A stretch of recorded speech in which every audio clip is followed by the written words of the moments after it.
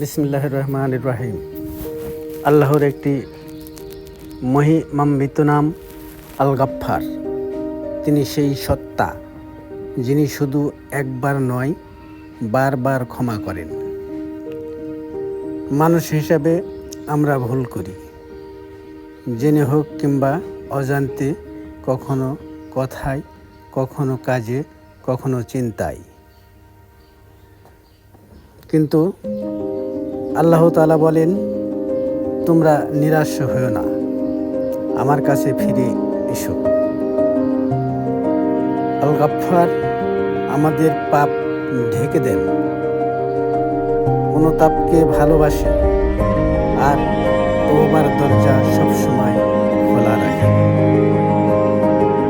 যদি মন থেকে ক্ষমা চাই, চোখে অশ্রু নিয়ে ফিরে আসি, তাহলে আল্লাহ আমাদের ফিরিয়ে দেন রহমত আর ভালোবাসায়।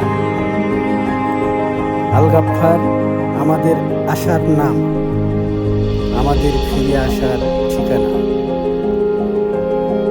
হে আল্লাহ, তুমি আল গাফফার, আমাদের সবাইকে ক্ষমা করে দাও।